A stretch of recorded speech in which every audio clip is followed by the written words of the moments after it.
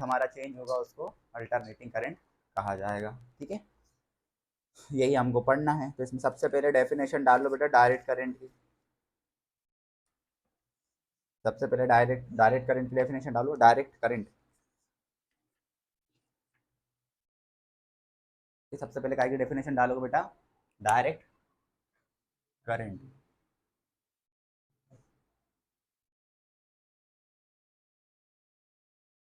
Direct current क्या होता है बेटा? डायरेक्ट करंट में लिखो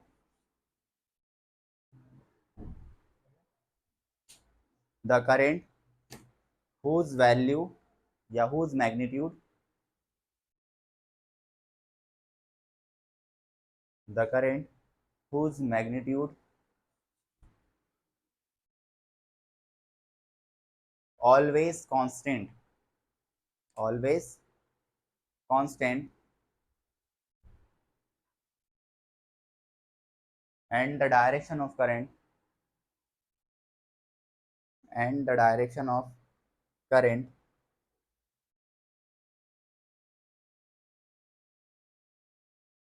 direction of current does not change with time, does not change with time, called direct current। ठीक है, हमने ये थर्ड चैप्टर में पढ़ा है बेटा डायरेक्ट। हाँ, change with time, does not change with time. तो देखो ये आई लिखा है, ये टी लिखा है। देखो इसका मैग्नीट्यूड हमेशा क्या है? सेम है। देखो किसी भी समय पे चले जाओ, किसी भी टाइम पे चले जाओ, मैग्नीट्यूड क्या है? सेम है। और देखो डायरेक्शन भी क्या है? एक ही तरफ है ना, डायरेक्शन भी चेंज नहीं हो रही है। तो इसको अपन क्या कहते हैं बेटा? इसको अपन कहते हैं डायरेक्ट करंट। कौन सा करंट कहते हैं बेटा? Direct current. इसमें फ्लक्चुएशन नहीं आता है, ये किसी टाइम के साथ डिपेंड नहीं करता है, तो इसको अपन डायरेक्ट करंट कहते हैं। यूनिट तो एम्पियर ही होगी, जो अपन ने थर्ड चैप्टर में पढ़ी थी ना। सेकंड डेफिनेशन डालो अल्टरनेटिंग करंट। हाँ बना लो।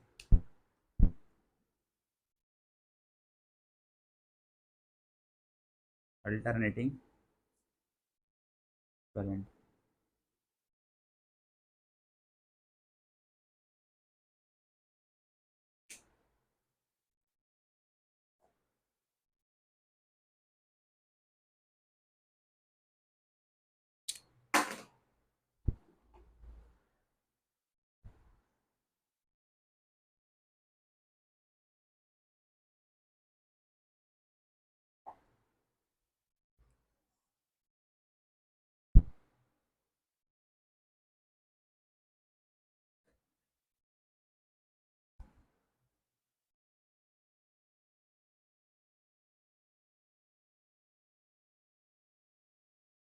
अल्टरनेटिंग करंट की डेफिनेशन बोलूँ बेटा? तो इसके अंदर लिखो an alternating current is that current, alternating current is that current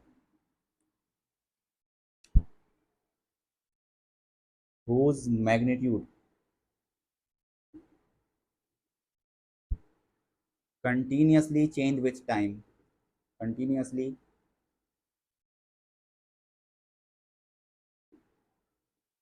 change with time, change with time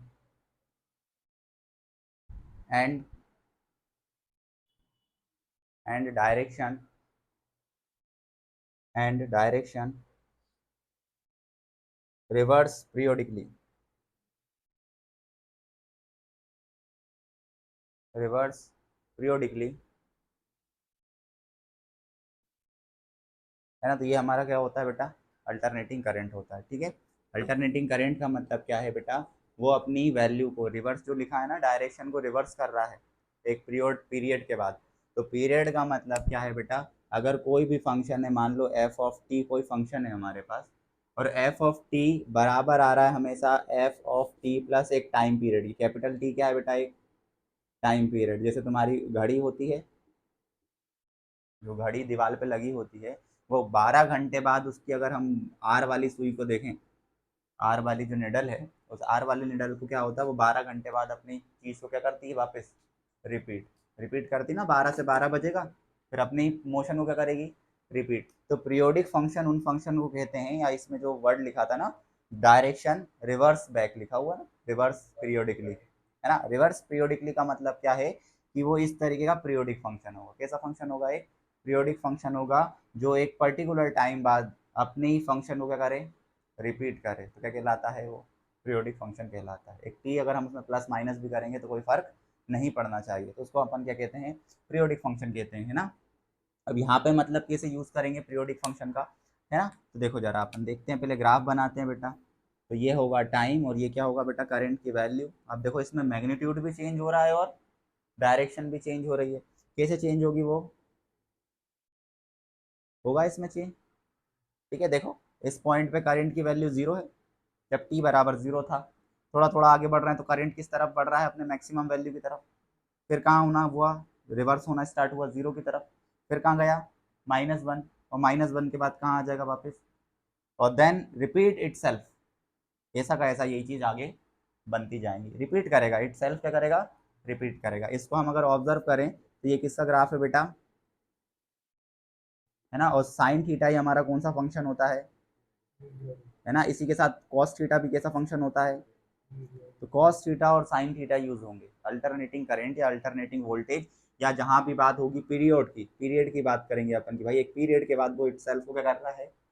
repeat कर रहा है। तो at that time sine use होता है, कॉस यूज होता है। और एक और फंक्शन होता है जो होता है e⁻i⁻, एक्सपोनेंशियल फंक्शन होगा। कौन सा फंक्शन होगा? एक्सपोनेंशियल फंक्शन होगा, वो यूज होते हैं। ठीक है, समझ गए बात को। जहाँ भी बात होगी पीरियड की, ठीक है। ये भी पीरियड आई जो e⁻i⁻ ना, इसके अंदर साइन भी होता है और दोनों होता है, दोनों का कॉम्बिनेशन से बनता है e⁻i⁻, ठीक है। आयोटा, आई जो है हमारा इमेजिनरी फंक्शन वाला आयोटा है, ठीक है। तो इस तरीके से चलेगा, ये सेल्फ रिपीट करेगा खुद को। तो ये हमारा क्या कहलाता है? Alternating current. इस अल्टरनेटिंग करंट को बहुत सी बुकों में स्मॉल आई से लिखा जाता है बेटा। कैपिटल उन्होंने जो वर्ड यूज करे थे कैपिटल फॉर कांस्टेंट चीज को डिफाइन करने के लिए यूज करा। ये कैपिटल क्यों लिखा है? तो charge does not change with time. इसमें भी जो चार्ज है टाइम के साथ चेंज नहीं हो रहा है, इसमें करंट भी टाइम के साथ चेंज। अब स्मॉल यूज करने का मतलब क्या है कि ये चीज जो है वो टाइम के साथ क्या होगी? चेंज होगी। इसको अपन कुछ इस तरीके से लिखते हैं dq/, देखो दोनों चीजें स्मॉल में लिख दी मैंने, क्यू भी स्मॉल में आ गया और आई भी स्मॉल में आ गया। मतलब ये करंट टाइम के साथ क्या करेगा?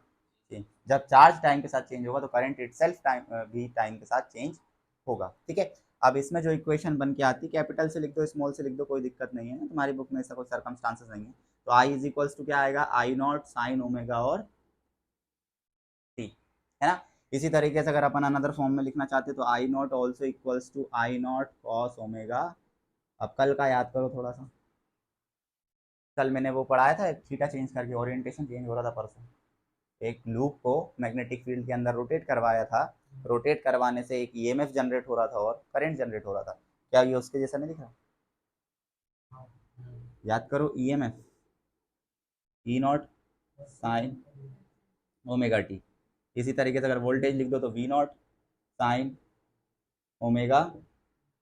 इनकी वैल्यू या थीटा चेंज करने पे देखो चेंज हो रही है ना। थीटा चेंज करोगे क्या चेंज होगा? आई चेंज होगा।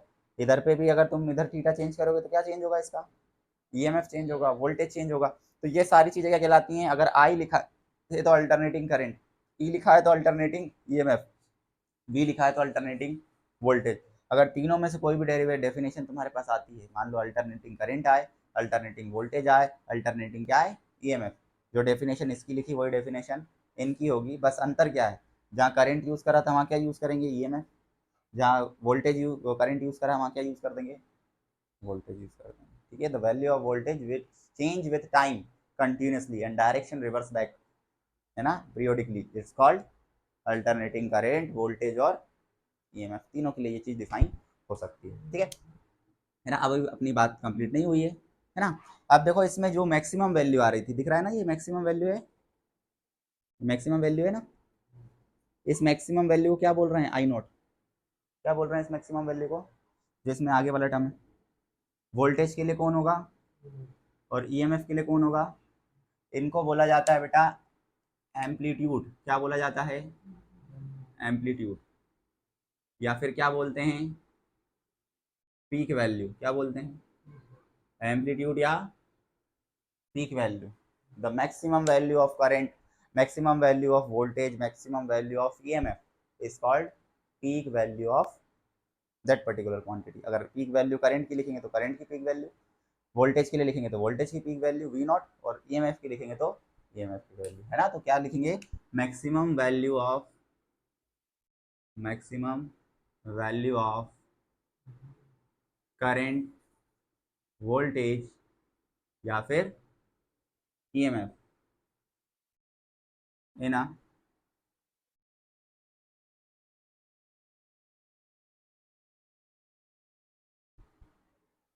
ठीक है, क्या maximum value of current, voltage and EMF in a periodic function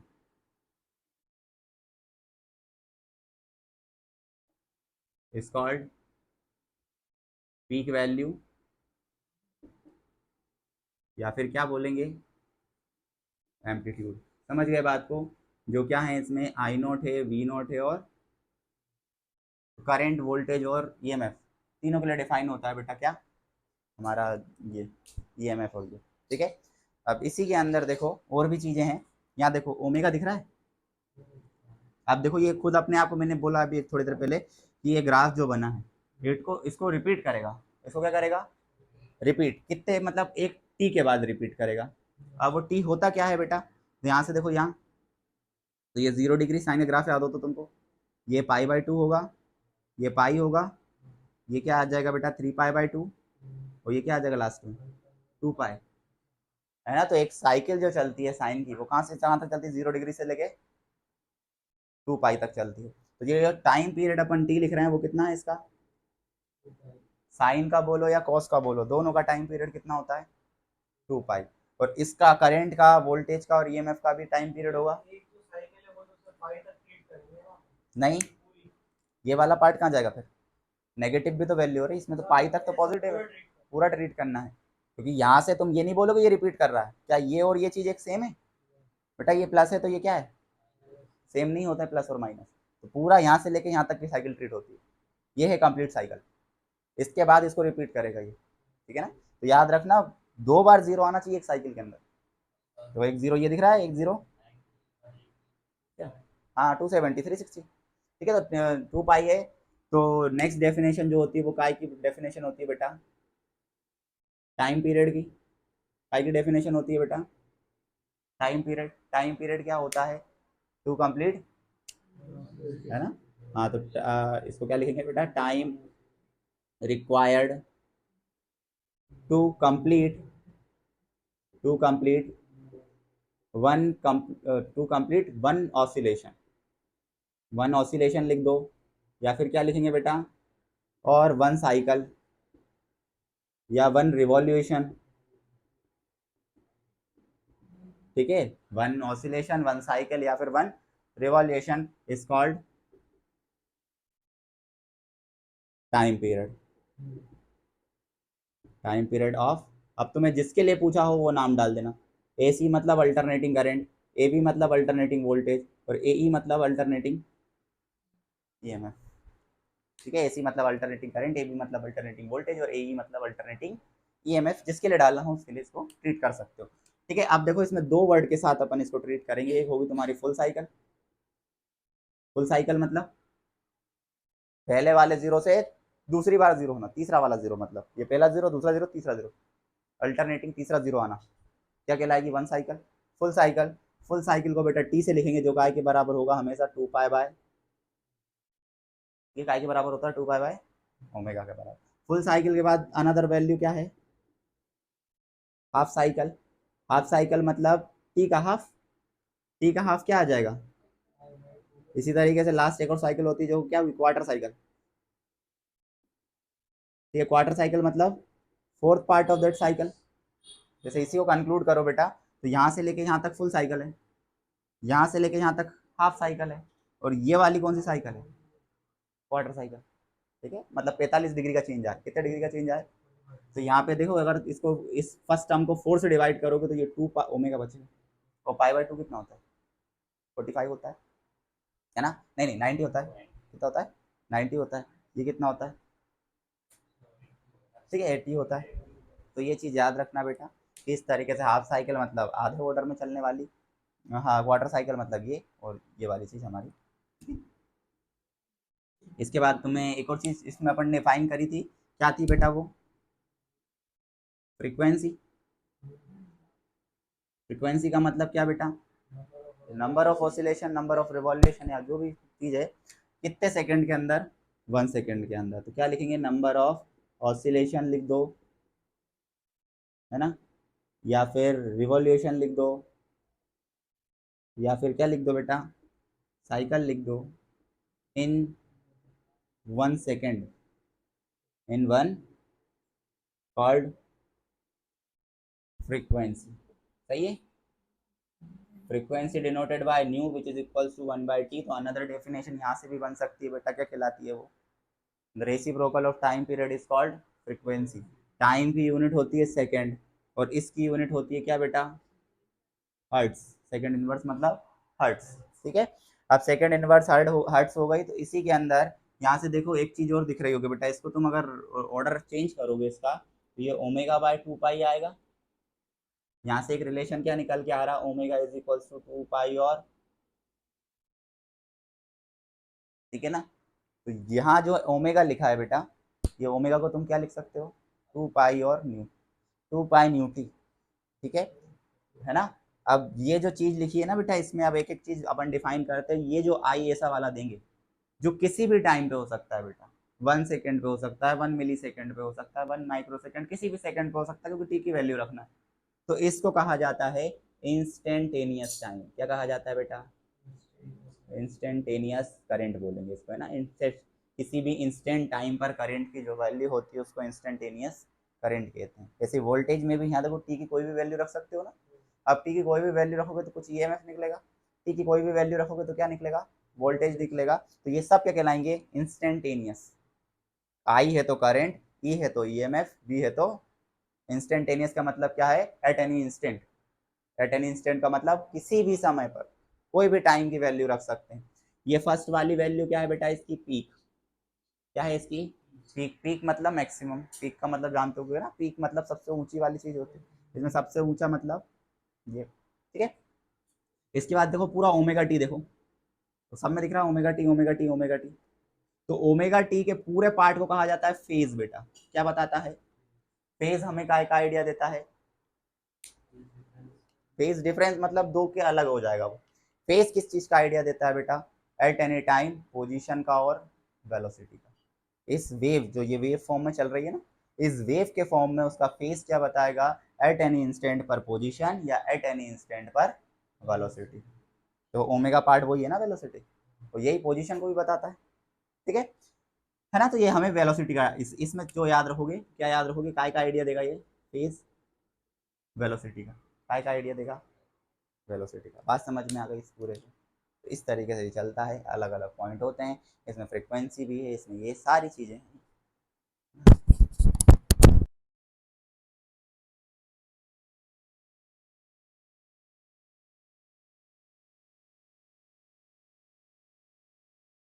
थोड़ा सा मैथमेटिकल कॉन्सेप्ट है बेटा, ये हमने तो फ्रिक्वेंसी की बात कर ली, ये सारी चीज़ें देख ली ना।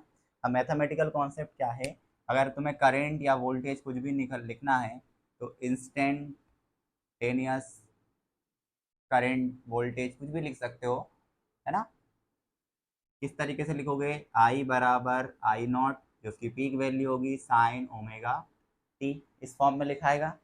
या फिर किस फॉर्म में लिखाएगा बेटा? वोल्टेज भी लिख सकते हो, है ना। आई नॉट 2π/t भी होता है, इंटू टी, कैपिटल टी। सही है इतना। इस फॉर्म में फेम फेम फॉर्म में भी लिखी मिल सकती है। I naught is equal, sorry, I is equals to I naught. इसके बाद यहाँ पर क्या आ सकता है बेटा? 2π/न्यू टी। ये भी एक फॉर्मेशन है लिखने का। इसी तरीके से देखो एक और फॉर्मेशन, आई नॉट साइन ओमेगा टी और -+5 भी लिखा हो सकता है। क्या लिखा हो सकता है? -+5। -+5 का मतलब क्या है बेटा? इसका मतलब होता है यहाँ पर कुछ ना कुछ उसमें फेज डिफरेंस होगा। क्या होगा? Phase difference. अगर हम ऑब्वियस सी बात करें, जैसे प्लस आया, तो प्लस का मतलब क्या है? वो आगे चल रहा होगा, और माइनस का मतलब क्या होता है? वो पीछे चल रहा होगा। ये दो चीज़ याद रखना। प्लस का मतलब क्या करेगा? लीड करना हुआ, और माइनस का मतलब क्या है बेटा? लैग करना होगा। दो चीज़ें होती है। अब अगर ये साइन से चलता हुआ दिख रहा है, तो पहले डॉट डॉट में देखो साइन वाला ग्राफ बनाया मैंने। सही है। इस हिसाब से चलना था साइन, ठीक है। पर उसमें आया क्या, मान लो यहाँ माइनस साइन मिटा रहा हूँ, कौन सा साइन आया, केवल पॉजिटिव साइन आया। तो पॉजिटिव साइन का मतलब क्या है, उसका लीड करना चाहिए। जो ये वाला करंट है आई, वो क्या करना चाहिए, हमारी लीड करना चाहिए। तो उसको लीड करवाना है ना बेटा, तो जहाँ जितने डिग्री लिखा हो, फाइव की जगह क्या लिखा होगा, कोई डिग्री में चीज दी होगी, तो जितने भी डिग्री हो उतने ही इस एक्सिस से पीछे जाओ।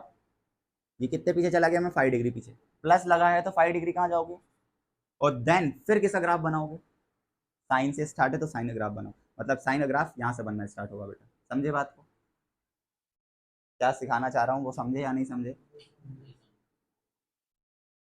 क्यों नहीं समझते यार तुम लोग, ठीक है। क्या बोल रहा हूँ, इस इक्वेशन को देखो, ऊपर वाले को, पहले वाला क्या लिखा है, सिर्फ साइन दिख रहा है ना फर्स्ट में, इस प्लस माइनस को छोड़ो, तो प्लस माइनस को छोड़ेंगे तो ये वाला ग्राफ बनना चाहिए था, डॉट वाला। ये डॉट वाला क्या है, इस साइन के लिए केवल। फिर साथ में क्या लिखा है, लीड और लेग वाली कंडीशन दी। मान लो अभी कौन सी कंडीशन लेके चल रहे हैं हम, प्लस। कौन सी कंडीशन लेके चल रहे हैं, मतलब ये जो आई है वो लीड कर रहा है, ये जो आई है क्या कर रहा है, किससे लीड कर रहा है, साइन ओमेगा टी से लीड कर रहा है। प्लस लगा है मतलब लीड करेगा। अब प्लस में लीड करवाना है ना, तो यहाँ प्लस साइन है ना, तो ये 0 डिग्री होता है, तो 0 डिग्री से कितने डिग्री पीछे जाओगे, ये 5, कितने डिग्री पीछे जाओगे, 5। आगे में बेटा वो लेग की कंडीशन होती है, ठीक है, उल्टा रहेगा। लीड करेगा तो ग्राफ थोड़ा सा पीछे से स्टार्ट होगा, ठीक है, और अगर लेग करेगा तो ग्राफ कहाँ से स्टार्ट होगा, आगे से। ये प्लस कंडीशन वाला मैंने समझाया तुम्हें। मान लो ये देखो, अब ये किसका ग्राफ है, क्रॉस का ग्राफ है। अब क्रॉस का ग्राफ है तो इसके हिसाब से इसकी इक्वेशन क्या होना चाहिए, I is equals to I naught cos omega T. Plus minus की बात नहीं करी, तो ये चल रहा है।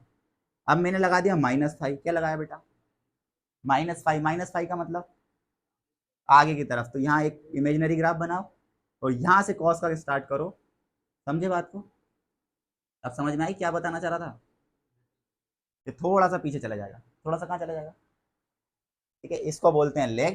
देखो इसे आना इस टाइम पे चाहिए था, पर वो चीज़ दिख कब रही है, टाइम का लेग दिख रहा है, ऐसे यहाँ पर देखो बेटा, उसे दिखना यहाँ चाहिए था, पर वो क्या हो गया, पहले ही दिख गया। तो टाइम क्या लग रहा है, पहले हो रही है वो चीज़, तो उसको लीड बोलते हैं, बाद में होने को क्या बोलते हैं। बात समझ में आई दोनों चीज़ों की, सिर्फ ये है आगे और पीछे ड्रॉ करने का तरीका, इन डिफरेंट वे में वो लिख सकते हैं, ठीक है ना। हाँ, वो लेग का मतलब वही है, लेग का मतलब वही है, ठीक है। तुम्हें आगे होना चाहिए था, पर तुम थोड़े से कहाँ थे, पीछे थे, वो लेग है, ठीक है ना। वो बाद में तुम लोग बना लेना, तुम्हारे इतना वो नहीं। आप देखो दो चीज़ें और समझा रहा हूँ, एक है हमारी एवरेज वैल्यू निकालना, क्या निकालना बेटा, एवरेज। एवरेज वैल्यू का ही दूसरा नाम है एक्सपेक्टेशन, और एवरेज वैल्यू का ही तीसरा नाम है क्या, मीन वैल्यू। 10th क्लास में जो पढ़ी है, पर वो नंबर का पढ़ा था तुमने, sum of all observation divided by number of observation. वो मीन पढ़ा था ना, एवरेज निकालते थे, मीन निकालते थे, sum of observation divided by number of observation, ऐसे करते थे, वो नहीं करना है। अब किसका निकालना है, ये फंक्शन का, किसका बेटा, फंक्शन का, किसका निकालना है। अब फंक्शन टाइम का भी हो सकता है, पोजीशन का भी हो सकता है, कुछ का भी हो सकता है, पर यहाँ पे देखो करंट में कौन से फंक्शन आ रहे हैं, टाइम के ना, तो यहाँ पे किस फंक्शन के लिए सॉल्व करेंगे उसको, टाइम के फंक्शन के लिए सॉल्व करेंगे। तो एवरेज वैल्यू सॉल्व कैसे करते हैं, ध्यान से देखना। मान लो तुम्हें ए का क्या निकालना है बेटा, एवरेज, ए का क्या निकालना है, तो या तो ऐसा साइन होगा या तो ऐसा साइन होगा, दोनों एवरेज ही कहलाते हैं ना, ये एवरेज ये भी एवरेज, ठीक है। एवरेज कैसे निकालोगे, यहाँ पर एवरेज निकालने के लिए हमको इंटीग्रेशन करना पड़ता है, क्या करना पड़ता है बेटा, अगर टाइम के रिस्पेक्ट में कर रहे हैं तो किसके रिस्पेक्ट में इंटीग्रेशन होगा, टाइम के रिस्पेक्ट में। जितने का एवरेज निकालना है, मान लो तुम्हें पूरा जीरो से लेके पूरे टाइम पीरियड के लिए निकालना, जैसे इसमें जीरो से टी टाइम पीरियड था ना, तुम्हें कहाँ से कहाँ तक निकालना, जीरो से लेके, तो नीचे क्या आएगा डी टी, लिमिट क्या लगी जीरो से लेके टी, यहाँ पे भी क्या आएगी जीरो से लेके। बात समझ में आई, ये फुल साइकिल के लिए, किस साइकिल के लिए, फुल साइकिल। इफ अगर हमें काय के लिए फाइंड करना है बेटा, if average is in half cycle, काय के लिए फाइंड करना है बेटा, हाफ साइकिल। तो हाफ साइकिल में क्या हो जाएगा, जीरो से लेके लिमिट कहाँ से कहाँ तक हो जाएगी, बस समझे बात को, कहाँ से कहाँ तक हो जाएगी, जीरो से t/2, ए का इंटीग्रेशन, की कोई वो हमारी क्वांटिटी हो सकती है, करंट हो सकता है, वोल्टेज हो सकता है, ईएमएफ हो सकता है, डिवाइडेड बाय क्या आ जाएगा डी टी, इसमें भी कहाँ से कहाँ तक, जीरो से लेकर टी बाय। बात समझ में आई, टाइम, अब बेटा फिर एवरेज का मतलब ही क्या रहा? एवरेज किसी के रिस्पेक्ट में तो निकालोगे, है ना? तो यहाँ किसके रिस्पेक्ट में निकालते हैं अपन? टाइम के रिस्पेक्ट में। एक वन मोर वैल्यू तुमसे निकलवाई जाती है बेटा, वो क्या होती है? Root mean square. कौन सी वैल्यू होती है बेटा? रूट मीन स्क्वायर वैल्यू, जिसको हम आरएमएस वैल्यू बोलते हैं। क्या बोलते हैं? RMS value. ये आरएमएस वैल्यू का मतलब रूट मीन स्क्वायर वैल्यू। ठीक है, किस किस के लिए निकलेगी? करंट के लिए, वोल्टेज के लिए और ईएमएफ। मैथमेटिकल कॉन्सेप्ट है, जैसे एवरेज मैथमेटिक कॉन्सेप्ट दिख रहा है, ऐसे ये भी कौन सा कॉन्सेप्ट है? मैथमेटिक कॉन्सेप्ट हो। अब इसके लिए कैसा फॉर्मूला बनाते हैं, ध्यान से देखना। पहले इसको उल्टा पढ़ना है स्टेप को। पहले क्या लिखा है? स्क्वायर। तो जिस भी तुम्हें क्वांटिटी का एवरेज स्क्वायर निकालना है, उसका क्या कर दो सबसे पहले? तो स्क्वायर। दूसरा वर्ड पे देखो क्या लिखा है? मीन। तो मीन करना है मतलब इसका क्या करोगे? इंटीग्रेशन। डिवाइड में भी इंटीग्रेशन, dt के रिस्पेक्ट में। ठीक है, और लास्ट में क्या लिखा हुआ है, मतलब इसका क्या लगाओगे, है ना? तो यहाँ पर मान लो इसका क्या निकल के आया? A R M S. क्या निकल के आया बेटा? ए आर एम एस की वैल्यू निकल के आई। तो यहाँ पे स्क्वायर लगा दो, इसका मतलब रूट ही है ना। यहाँ रूट लगाया होगा, इस रूट को हटाऊंगा तो यहाँ क्या लग जाएगा? तो A R M S value समझ में आई क्या होती है? Root mean square value. सबसे पहले उस क्वांटिटी का स्क्वायर करना है, देन उसका क्या कर देना है? एवरेज कर देना है, फिर क्या कर देना? उसका रूट लगा देना है। रूट लगाना मतलब दूसरी तरफ स्क्वायर लगाना है। अब इसे किसी भी टाइम के लिए निकालो बेटा, for any time, for any time cycle, हमेशा वैल्यू क्या आएगी? सेम। हमेशा वैल्यू क्या आएगी? जीरो से लेकर टी तक करो, जीरो से टी बाई टू तक करो, जीरो से टी बाई फोर तक करो, हमेशा वैल्यू क्या होगी? सेम। इसलिए एवरेज वैल्यू के बाद कौन सी वैल्यू निकाली जाती है? आरएमएस वैल्यू निकाली जाती है। ये बेसिक सा मतलब इसका, ये अल्टरनेटिंग था ना बेटा। तो एक एवरेज में डायरेक्ट करंट मिल जाए, अल्टरनेटिंग से कौन सा मिल जाए? डायरेक्ट मिल जाए, इसलिए ये कन्वर्जन। ठीक है ना? हाँ, इधर पे नहीं होगा वो चीज, इससे ये डीसी कन्वर्जन, ये अल्टरनेटिंग, तो ये कौन सा कन्वर्जन है उसका?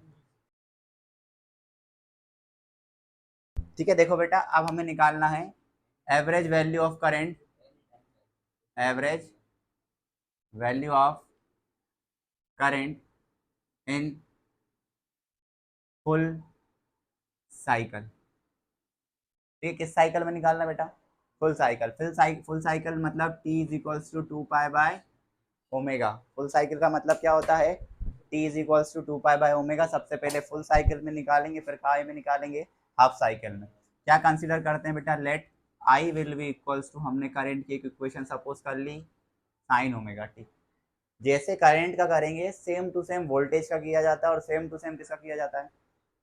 ईएमएफ का किया जाता है। तो हम एक का करेंगे, सेम टू सेम है दोनों तीनों करने का तरीका। ठीक है, क्या करना है इसको? हमें एवरेज निकालना है बेटा। एवरेज का तरीका अभी हाल समझाया मैंने थोड़ी देर पहले। क्या करना है? फॉर्मूला क्या था बेटा? आई लिख दो, इसका क्या करो? इंटीग्रेशन। और इसी के अपोन में किसका करो इंटीग्रेशन? टाइम का, क्योंकि एक टाइम पीरियड में निकाल रहे हैं ना। कौन सा टाइम पीरियड है? वो जीरो से लेके टी और जीरो से लेके, अब वैल्यू रखो बेटा, क्या है वैल्यू? आई की वैल्यू है I naught sine omega T, और किसके रिस्पेक्ट में इंटीग्रेशन करना है बेटा? और इधर नीचे जो बॉटम इंटीग्रेशन होगा वो क्या आने वाला है? इट सेल्फ टी आएगा, जो कांस्टेंट का है ना, जो अपर लिमिट है वही आ जाता है, तो टी आ गया। अब फिर से एवरेज वैल्यू आई क्या होगा? आई नॉट तो कांस्टेंट है बाहर, टी भी कहाँ रहेगा बेटा? क्या आएगा? इंटीग्रेशन साइन ओमेगा टी और डी टी, कहाँ से कहाँ तक? जीरो से लेके। ठीक है, अब इस टी की वैल्यू होती कितनी है? चलो अगली स्टेप में रख देंगे। आई नॉट कितनी होती है टी की वैल्यू? टू पाई बाय, ठीक है ना? इधर देखो, इसका इंटीग्रेशन क्या होता है साइन का? कॉस ओमेगा टी, और एक ओमेगा कहाँ चले जाता है? डिवाइड में। एक ओमेगा कहाँ चले जाता है? यही होता है ना, जो ए पार्ट होता है साथ में, वो कहाँ चले जाता है? इसके डिवाइड में चले जाता है, क्योंकि इसका इंटीग्रेशन होता है बेटा क्या? Minus cos A T by A. Limit लगाओगे जीरो से लेके टी तक, टी की वैल्यू क्या है बेटा? Two pi by omega. Omega से ओमेगा, तो टी जो आई है हमारा कितने के बराबर आया बेटा? माइनस कॉमन ले लो बाहर, क्या बचा? I naught by two pi cos omega T. Cos omega T की जगह हमें लिमिट पुट करनी है, पहले अपर लिमिट, तो ओमेगा का ओमेगा, और टी की जगह क्या प्लेस करेंगे बेटा? टू पाई बाय सही है, तो सॉरी ए नहीं, 2 pi by omega minus cos, lower limit क्या है 0, तो क्या पुट कर दिया, कॉस 0 होता है 1, ओमेगा से ओमेगा, ये कॉस 2 पाई है, कॉस 2 पाई भी क्या होता है I by 2 pi cos 2 pi minus cos 0। तो बेटा 0 डिग्री हो, 2 पाई डिग्री हो, 4 पाई डिग्री हो, 6 पाई हो, दोनों सेम होते हैं, 0, 2 पाई, 4 पाई, 6 पाई, 8 पाई, even multiply of pi always equals to 0 degree. ठीक है, याद रखना है इसको, 0 डिग्री हो, 2 पाई हो, 4 पाई हो, 6 पाई हो, 8 पाई हो, या 2n पाई हो, ठीक है, वो हमेशा काय के बराबर होता है 0 डिग्री। और cos 0 मतलब 1, 1 से 1 कैंसल, तो average value of current in full cycle कितनी आती है बेटा, अगर मैंने बोला अभी वोल्टेज भी ऐसे निकाल दे तो वोल्टेज भी कितना आएगा, ईएमएफ भी कितना आएगा इन फुल साइकिल, किस साइकिल में, लेकिन बेटा फुल साइकिल में। ठीक है, काय में आते हैं ये, फुल साइकिल में, है ना। तो इसी चक्कर में बेटा ये 0 आने के चक्कर में, फुल साइकिल में क्या आ रहा है, इस 0 आने के चक्कर में हम कौन सी वैल्यू निकालना स्टार्ट करते हैं, रूट मीन स्क्वायर वैल्यू, कि हम इस अल्टरनेटिंग को काय में कन्वर्ट कर सकें, डायरेक्ट में। क्योंकि अगर आई 0 हो जाएगा, वी 0 हो जाएगा, तो ई 0 हो जाएगा, तो क्या बिजली का बिल आएगा, है ना, बिजली का बिल नहीं आएगा, इसलिए काय में बदला जाता है उसको, आरएमएस में बदला जाता है। ठीक है, हाँ ये जुगाड़ है, ठीक है ना, वो जुगाड़ ठीक है, वो नहीं हटेगा बेटा, वो रीडिंग उस हिसाब से होती है। अब देखो क्या है, एवरेज वैल्यू ऑफ करंट इन, बेटा फुल साइकिल में तो 0 आई, हाफ साइकिल में देखते हैं, ठीक है, हाफ साइकिल में देखते हैं कितनी आएगी। तो हाफ साइकिल में अगेन बेटा टी की जगह हम यूज करेंगे अब t/2, t/2 which is equals to pi by omega. ठीक है ना, लिखो फिर से वही सारी चीजें बेटा, आई कितना आएगा, जो आई की वैल्यू लिख लो पहले तो, I naught sine omega average value of I which is equals to क्या आ जाएगा बेटा, आई इसका इंटीग्रेशन dt के रिस्पेक्ट में, बट कहाँ से कहाँ तक, कहाँ से कहाँ तक करना है बेटा इंटीग्रेशन, t/2 तक, और नीचे भी इंटीग्रेशन किसके रिस्पेक्ट में होगा, 0 से लेकर t/, ठीक है, करो आगे सॉल्व इसको, I naught sine omega T D T किसके रिस्पेक्ट में करना है इंटीग्रेशन बेटा, t/2 के रिस्पेक्ट में। ठीक है, करो इसको सॉल्व, dt से तो ये तो t/2 ही बन जाएगा ना, करने की जरूरत है क्या, जो अपर लिमिट है वही लिख सकते हैं अपन डायरेक्ट, तो ये तो dt बन जाएगा। अब देखो आगे, आई नॉट बाय t/2 ऐसा हो जाएगा, 2 ऊपर चलेगा, t नीचे आ गया, अगेन साइन का है, तो साइन का क्या होता है बेटा, माइनस कॉस ओमेगा टी, और ओमेगा कहाँ जाता है, डिवाइड में, कहाँ से कहाँ तक, 0 से लेके t/2, मतलब पाई बाय क्या होता है बेटा, तो ऊपर लिखा t/2 का मतलब क्या, pi by.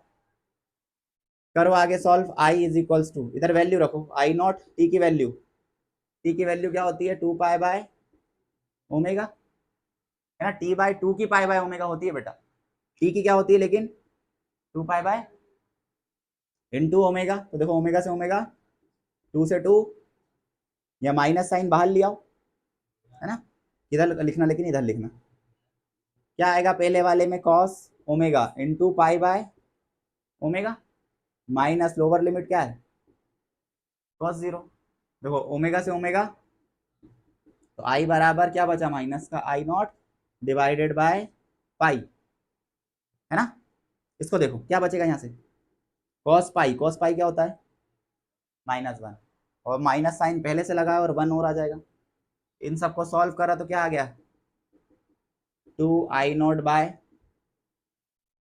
Average value of current in half cycle कितनी होती है बेटा, 2i0 बाय पाई होती है। ठीक है, जिसको अपन बोलते हैं कितना, 0 पॉइंट कितनी आना चाहिए, अगर इसको 2 को डिवाइड करेंगे 3.14 से, तो 0.637 ऑफ आई नॉट, जो एक्चुअल आई नॉट की मैक्सिमम वैल्यू है उसकी एवरेज वैल्यू थोड़ी सी कहाँ आएगी, नीचे आएगी। केवल कितना है ये 63.7% ऑफ आई नॉट है बेटा। ठीक है, ऐसे तुम वोल्टेज के लिए भी बता सकते हो। वोल्टेज की हाफ साइकिल में कितनी आएगी बेटा, 2 आई नॉट की जगह क्या आएगा, V naught divided by pi, 0.637 of V naught, 63.7% of. बात समझ में आई?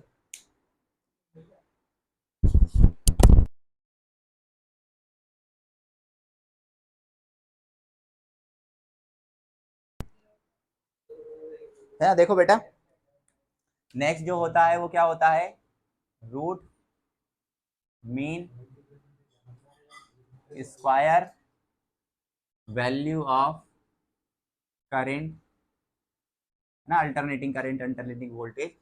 ये मेथड क्यों यूज की जाती है बेटा, कि अल्टरनेटिंग करंट से हम डायरेक्ट करंट की वैल्यू को एज्यूम कर सकें, पता कर सकें। कन्वर्ट नहीं करेगा, ऐसा नहीं है कि ये कन्वर्ट कर दे एसी को काय में, डीसी में, ना ऐसा नहीं है, कन्वर्ट नहीं करेगा। बस क्या होगा, जो एसी की वैल्यू होगी उसे एग्जैक्ट बताएगा, किसके अंदर, सिर्फ वैल्यू को बताएगा। किसको बताने की कोशिश करेगा बेटा, value of in circumstances of AC is equals to बराबर ऑफ डीसी। एसी की वैल्यू काय के बराबर होगी, डीसी के बराबर होगी। बस वैल्यू बताएगा, अल्टरनेटिंग को डायरेक्ट में कन्वर्ट नहीं करेगा। ठीक है, तो देखो सबसे पहले वही procedure, I is equals to क्या होता है बेटा, I naught sine omega T, cos से भी करोगे तो भी आंसर सेम होगा। ठीक है, नेक्स्ट देखो, इसको अपन को निकालना है आई आर एम एस। क्या निकालना है बेटा, I R M S, root mean square. तो अभी फॉर्मूला बताया, सबसे पहले I naught sine omega T, इस पूरे का क्या करो बेटा, स्क्वायर, फिर इसका क्या करो, एवरेज, डिवाइड में भी एवरेज, कहाँ से कहाँ तक होगा एवरेज, 0 से लेके टी तक, पूरे साइकिल में करो, हाफ में करो, आंसर हमेशा बराबर होगा। तो कहीं कितनी का भी कर सकते हो। और रूट लगाना है तो रूट के लिए यहाँ क्या लगा देते हैं अपन, स्क्वायर।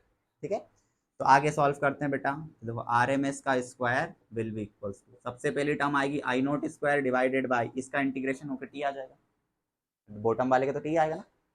इधर देखो इंटीग्रेशन क्या बचा, साइन स्क्वायर ओमेगा टी, और अब साइन स्क्वायर ओमेगा टी का इंटीग्रेशन इतना आसान नहीं होता है, तो कैसे करेंगे बेटा, इसको कन्वर्ट करेंगे। इसको क्या करेंगे, तो ध्यान से देखना, यहाँ लिखा है फॉर्मूला, साइन स्क्वायर थीटा क्या होता है, 1 माइनस कॉस 2 थीटा बाय, ठीक है, क्या होता है formula, sine square theta will be equals to 1 minus cos 2 theta by 2, सबके अपॉन में है 2। ठीक है, तो इस साइन स्क्वायर की जगह अपन इस फॉर्मूले को प्लेस करेंगे बेटा, करो place, I square by T, या अपोन में एक 2 है तो यहाँ आ जाएगा। इंटीग्रेशन के अंदर कौन बचा, 0 से लेके टी, यहाँ पे बचा 1 माइनस कॉस 2 थीटा की जगह कौन है, ओमेगा टी, और ठीक है ना। अब आगे की स्टेप देखो बेटा, आई आर एम एस का square, I naught square divided by 2t, इस इंटीग्रेशन को अलग अलग कर सकते हैं, एक आएगा 1 के साथ dt, और माइनस कॉस 2 ओमेगा टी और dt, सही है, और ब्रैकेट लगा दो। ठीक है ना,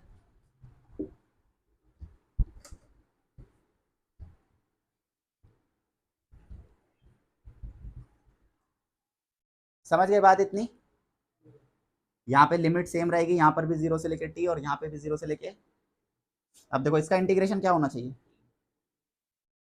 आई नॉट का square divided by 2t, first वाले का इंटीग्रेशन होता है t, और सेकंड वाले का होता है कितना, कितना होता है 0। तो final I R M S का स्क्वायर कितना निकल के आया बेटा, आई नॉट का स्क्वायर बाय 2, और ये t से t कैंसिल हो जाएगा, क्या बचा, आई नॉट स्क्वायर बाय 2।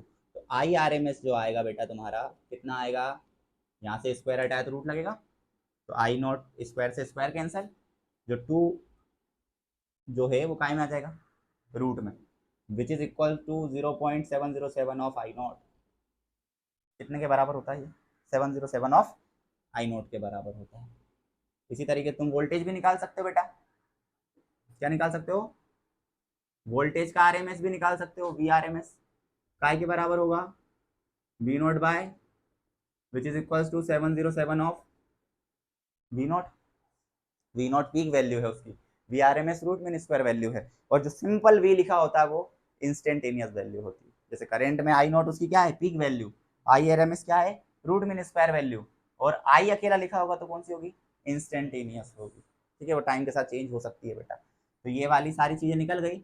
अब देखो यहाँ मैंने एक स्टेप लिख दी थी direct, integration of cos 2 omega T D T काय के बराबर है, ये डायरेक्ट लिखी ना मैंने, 0 के बराबर, ठीक है ना। हाँ, अगर इसको तुम करके देखोगे बेटा तो cos का होता है sin 2 ओमेगा टी, और डिवाइड में क्या आ जाएगा बेटा, 2 ओमेगा आएगा। लिमिट प्लेस करो, 0 से क्या आना चाहिए, t मतलब 2 पाई बाय ओमेगा, रखो वैल्यू अपर लिमिट, ये 2 ओमेगा को यहाँ लिख दो मल्टीप्लाई में बाहर, यहाँ देखो क्या आएगा, sine 2 omega into 2 pi by omega, minus क्या आ जाएगा साइन और 0, कितना आएगा ये, ओमेगा से ओमेगा, तो साइन 4 पाई माइनस साइन, अभी एक चीज बताई थी मैंने थोड़ी देर पहले, 0 डिग्री हो, 2 पाई हो, 4 पाई हो, 6 पाई हो, या 2n पाई हो, 2n पाई का मतलब क्या बेटा, ये सब 0 डिग्री के बराबर ही होते हैं। अब देखो यहाँ साइन 0 बन गया तो ये भी 0 और ये भी, तो ये कितना आएगा, one more thing, 0 to T sine 2 omega T पूरी साइकिल में क्या आता है, ठीक है, दो चीजें। तीसरी चीज सुनो, integration sign omega T D T full cycle में कितना होता है, integration T cos omega T D T full cycle में कितना होता है, फुल साइकिल में तो ये 0 ही होता है, और ये कॉस वाला पार्ट हाफ साइकिल में भी क्या होता है, पर ये साइन वाला पार्ट हाफ साइकिल में 0। तो ये दो तीन चीजें हो गई। इसी तरीके से बेटा अगर तुम्हारा पाई बाय 2 लिखा आ जाए, 5/2, और क्या होगा, पाई/2 मतलब 90 डिग्री, 90 डिग्री के बाद 90 डिग्री कहाँ बनती है, और 5π/2, फिर 9π/2, फिर 13π/2, ये सब काय के बराबर होते हैं, 90 डिग्री के बराबर आ सकता है बेटा, है ना, 90 डिग्री के बराबर होते हैं। पाई हो, 3 पाई हो, 5 पाई हो, 7 पाई हो, सब किसके बराबर होते हैं, 180 डिग्री के बराबर। इसके अलावा 3π/2, 7π/2, 11π/2, 15π/2, ये सब किसके बराबर होते हैं बेटा, 270। क्यों लिख रहा हूँ, मन नहीं कर रहा, जब तुम्हें एग्जाम में क्वेश्चन देंगे ना, यहाँ लिमिट चेंजेस होंगी, लोअर लिमिट कुछ और होगी और अपर लिमिट कुछ, तो यहाँ साइन में ये डायरेक्ट 2 पाई और 0 नहीं आएगा, और ना 90 और 0 आएगा, ऐसे कुछ ना कुछ लिखा मिलेगा, तुम्हें ये पता होना चाहिए क्या है, ठीक है, कैसा है क्या है, इधर से समझ में आएगा बेटा, ठीक है ना, इसलिए ये सारी चीजें लिख रखी हैं।